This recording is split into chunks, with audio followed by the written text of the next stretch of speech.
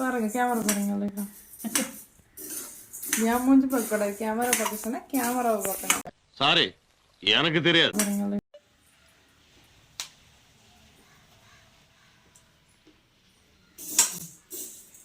நல்லா முறுமுறுன்னு இருக்கும். இந்த ஸ்டேஜில் நம்ம இறக்கி இருக்கட்டா. இது வந்து எதுக்குன்னா இந்த தோடு எடுத்துட்டு இப்படி நீங்கள் பண்ணால் தோடெல்லாம் வந்துடுமா? வரும்னு நினைக்கேன். அது வந்துன்னா ஓகே, இல்லை கொஞ்சம் வெயிட் பண்ணுங்க. ஓகே ஓகே வெயிட் பண்ணுவோம்.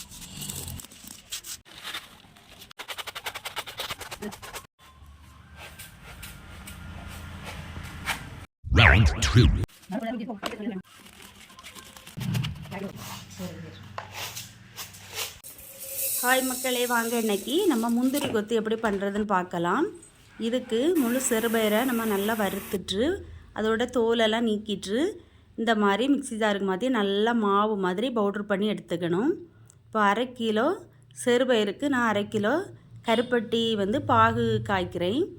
இப்போ வந்து 2 முறி தேங்காயை வந்து நம்ம பொடி திருவலாக திருவி இந்த மாதிரி செட்டியில் வச்சு நல்லா வறுத்துக்கலாம். அது வந்து கொஞ்சமும் ஈரப்பதமே இருக்கக்கூடாது. பார்த்தீங்க, மணலாக வரது மாதிரி நம்ம நல்லா வறுத்து எடுத்துக்கணும். இப்போ கருப்பட்டி பாகு ரெடி ஆகிடுச்சு. இப்போ வந்து அந்த பார்த்திங்களா, அந்த சைஸுக்கு நம்ம மணலாக வரது மாதிரி நல்லா வறுத்து எடுத்துட்டு நம்ம பவுட்ரு பண்ணி வச்சுருக்கக்கூடிய இந்த சிறுபயிர் மாவோட இதை கலந்துக்கலாம். இப்போது இந்த கருப்பட்டி பாகை நம்ம ஒரு வடிகட்டி வச்சு நல்லா வடிகட்டி எடுத்துக்கணும். அதில் வந்து பொடிசாக தூசு மணல்லாம் இருக்கும். இப்போ வந்து நம்ம 1 ஸ்பூன் ஏலக்காய் பொடியும் இந்த மாவோட கலந்து நல்லா இந்த மாதிரி எல்லா இடம் படுறது மாதிரி கிண்டிக்கங்க. இப்போது நம்ம கொஞ்சம் கொஞ்சமாக இந்த கருப்பட்டி பாகை ஊற்றி இந்த மாதிரி கிண்டி எடுத்துக்கணும். கருப்பட்டி பாகு வந்து அதிகப்பட்டுட்டனாகி நமக்கு உருண்டை பிடிச்சி இந்த ஸ்வீட் வந்து செய்யறதுக்கு முடியாது. அதனால் நம்ம கொஞ்சம் கொஞ்சமாக ஊற்றி இந்த மாதிரி நல்லா கிண்டிட்டு நம்ம வந்து கொஞ்சம் கொஞ்சமாக அதை எடுத்து சின்ன சின்ன சைஸாட்டு உருண்டை பிடிச்சி வச்சுக்கலாம்.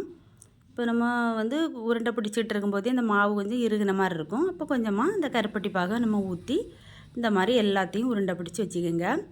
இப்போது அதுக்கு அடுத்தால வந்து இதை முக்கி எண்ணெய்க்கு போடுறதுக்காக நம்ம வந்து கொஞ்சமாக அரிசி மாவு ரெடி பண்ணணும். அதுக்கு வந்து ஒரு 1/2 மணி நேரத்துக்கு முன்னமே நம்ம பச்சரிசியை ஊற வச்சு நல்ல மிக்ஸி ஜாரில் வச்சு நல்லா தோசை மாவோட கொஞ்சம் இலக்க மட்டும் அரைச்சி அது கூட கொஞ்சம் மஞ்சள் பொடியும் கலந்து இப்படி கலக்கி வச்சுக்கலாம். இப்போது ஒரு வடை சட்டியில் நல்லா எண்ணெய் காஞ்சதும் அந்த மாவில் நம்ம உருட்டி வச்சுருக்கக்கூடிய அந்த முந்திரி கொத்து உருண்டைகளை முக்கி இந்த இப்படி எண்ணெய்க்கு போட்டு நம்ம எடுத்துக்கலாம். இது வந்து நீங்கள் நிறைய உருண்டைகளை போடக்கூடாது, ஏன்னா அது வந்து சேர்ந்துக்கிடும். நம்ம வந்து அரிசி மாவில் முக்கி போட்டிருக்கிறதுனால எல்லாமே வந்து சேர்ந்துக்கிடும்.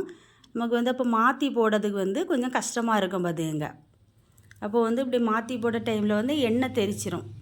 அதனால் நம்ம வந்து ஒரு 3-4 அதுக்கு மேலே போட்டுறாதுங்க.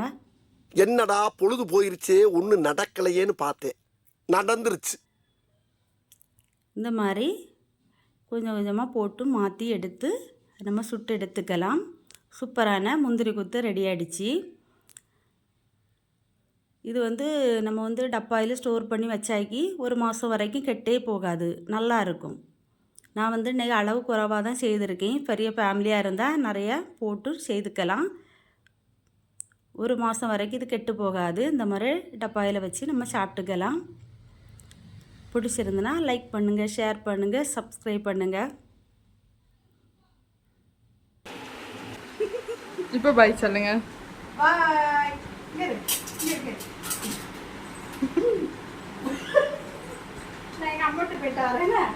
எனக்கு எண்டே கிடையாதுடா. என்னோட அடுத்த எய்ம்